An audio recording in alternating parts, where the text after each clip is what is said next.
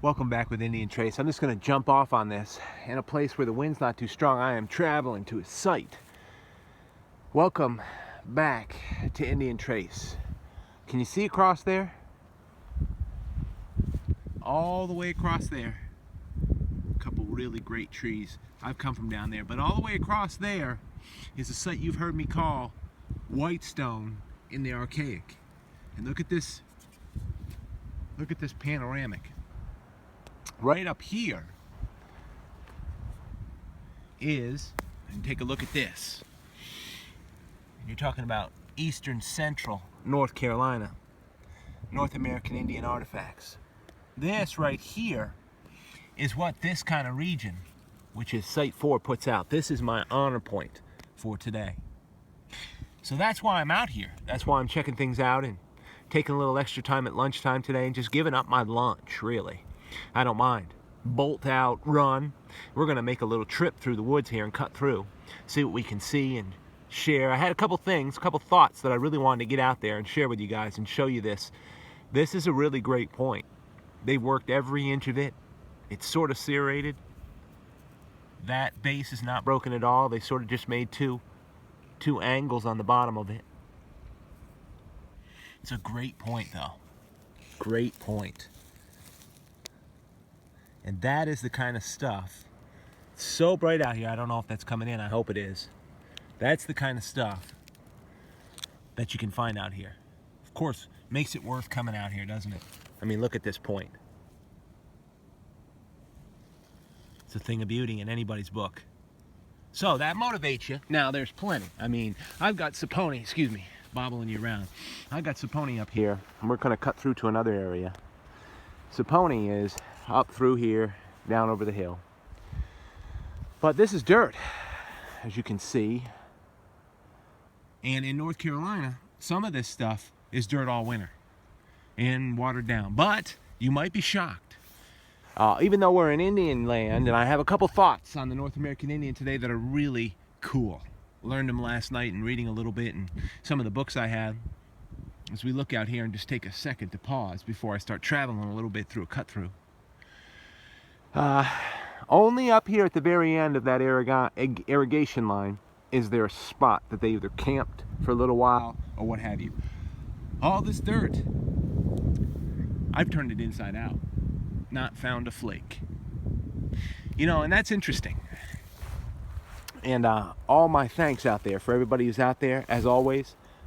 My salute, not just for those that are in service, but for your commander-in-chief, our president, Donald Trump. I'm just continually astounded.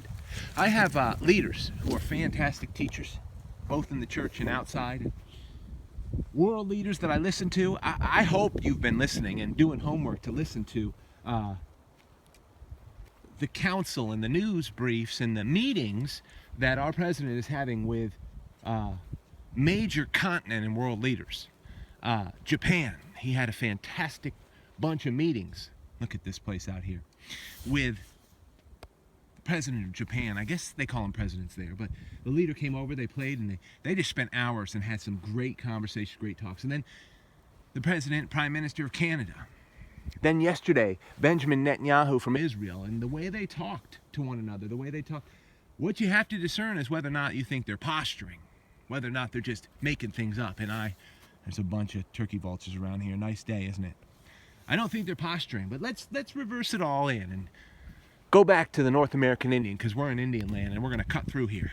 I'm going to bring you with me and show you that it's not all fun and games just jumping out somewhere and walking the dirt. I can't get to my places by car, but that's the good part about it. That's probably why I have some really great areas.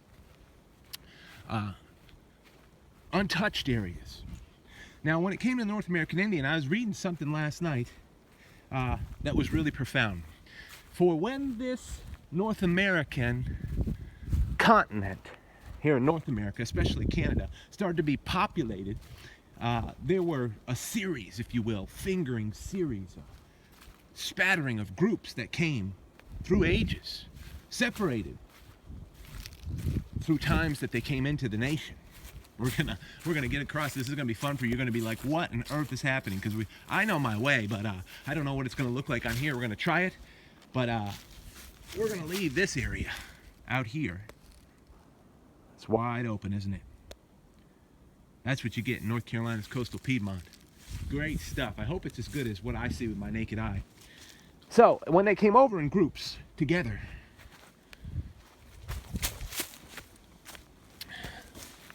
yeah, definitely got to get through ditches like that sometime, everybody. When they came over in groups, a profound thing, now we're going to go through the woods, about the North American Indian, and listen to this, it was just profound, the thought. Stands to reason that when they camped or lived, occupied, or had resources, they'd stake down a little bit and stay for a little while. But then it was time to move on.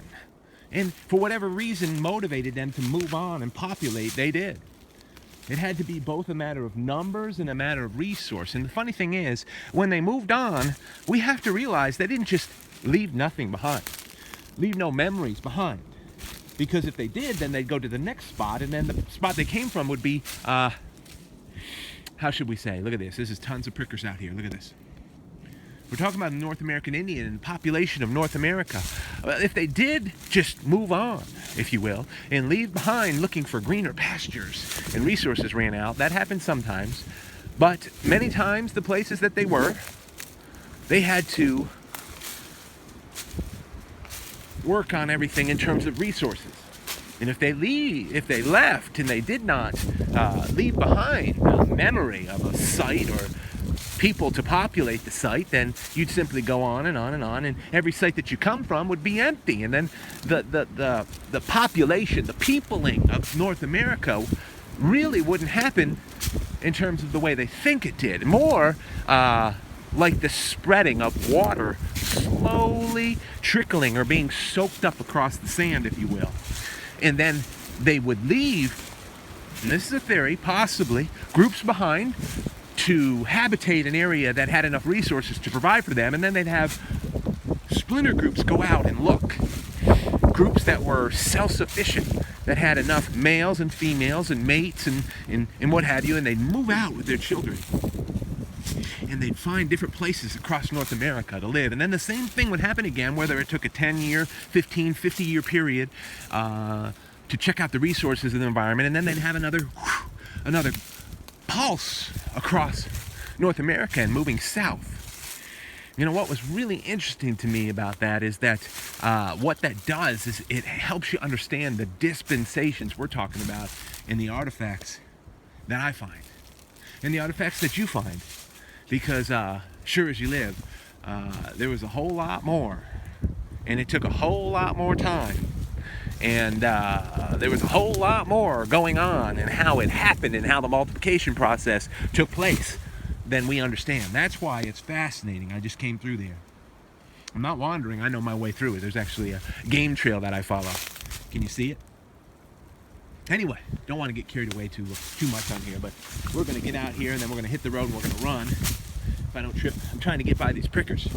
So that's really cool if you think about it in terms of the way North America, at least in part, was populated. Many bands trying to get across the Bering Strait or come down through Alaska or whatever and populate North America. Number one, many of them have never been heard of again. They either simply perished, starved to death, or got buried in a blizzard. And it could have been a band of 50 or 100, 150 of them. But conditions were harsh also.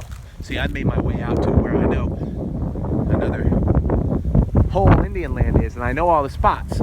But I always remember, keep your eye open, because it's never over until you leave the dirt. Sorry about all this wind. I got out of the woods. See what happened? I'm not going to make this too long. Listen, I want to share with you this before we finish today. And it's gorgeous outside. Thank you so many for saying, I really like getting outside. I really like Indian trace and join the hunts. It's going to be different, when the fields get turned and everything. They're going to start to, artifacts are going to start to pour in. We're going to have a lot of different live finds. Just bear with it. But for now, also a lot of great jump ups and subscriptions, which, I don't really care about subscription. What I care about is the human mind changing, a person's persuasion changing, so that everybody they cross paths with changes.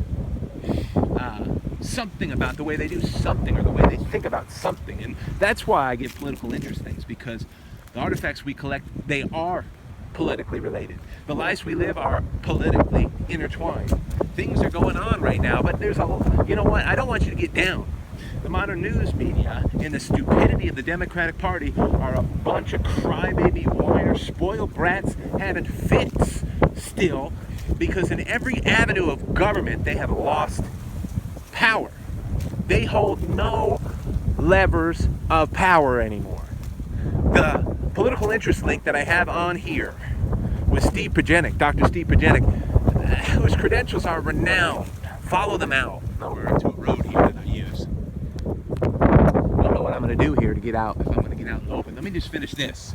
The woods are great here. I came from back over here. It's beautiful outside. But I want to just finish it here with this, and it's a good view. If you like the woods, there's a lot of prickers, so you need to know how to get through there. Dr. Steve Pieczenik, and I put the link up here for the interview that he has today. It's profound. It will confirm some things, and those of you, some of you who like to study things out and what have you. Profound. Well, I'm going to keep walking. Just join the hunt. I got to cross this road here, and we're going to go right up. All right. The reason I say that is because he really puts it in perspective in a way that's so profound that I actually listened to the report, to the interview with him. You don't see roads a whole lot when I'm doing Join the Hunt. So as we finish, really, and I share the political interest links, believe it or not, on behalf of the artifacts I'm able to find, on behalf of the studies that I do of the North American Indian, because you see, I'm in a land where I find it on the ground, I pick it up, I keep it. Listen, the stupid political and legal decisions of some states baffle me, whether it's California or South Carolina. I am so sorry for your state when it comes to finding and saving North American Indian artifacts. That aside, Steve Pieczenik in the report here, the political interest report, I listened to it twice today, and that's like a first. I don't listen to any report twice. I'm pretty good with getting it, with discerning how transparent it is, how worthwhile it is, and then most of the time I get it, and I don't want to let this one, it wasn't that it was deep, it was just that it was so concise and perfect in terms of what's going on right now, in terms of the spoiled hissy fits that everything from comedy television to late night television to the mainstream media are having about the leadership decisions that are going on. And they're going forth. I was astounded to see, and just to hear it clearly, because I knew it was true, how in line and how much 80-90% support that the State Department, the FBI, the CIA, everybody has for our president.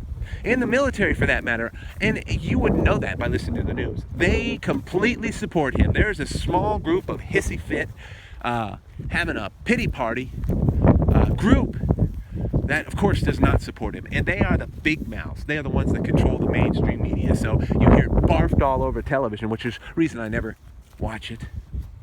But listen, I implore you to check this report out. It's not real long, but to listen carefully. And then to know ahead of time what Steve Pieczenik's background is just profound. He knows, and he makes mention of the fact that these are individuals that surround Trump now that have been in this and working in this world for 40 years in terms of geopolitics and understand it well. Whether it's Rex Tillerson and the Secretary of State has been put in there and his credentials, it's profound. Whether it's all the nations that he has relationships with and that he knows and that he's administrated with, let alone Trump, it's profound. It's such the real story. We don't get to hear enough. And I'm going to leave it at that on Indian Trace today, not make this as long as some. This will be enough. It's a good place to stop. I got to get to another place. But listen, I hope you find out there. I hope you're having a good day. We might do something else a little bit later. But keep your head up when it comes to what you desire from this nation, from this country, and freedom. And for what you might find when you get to go out again. Be well out there.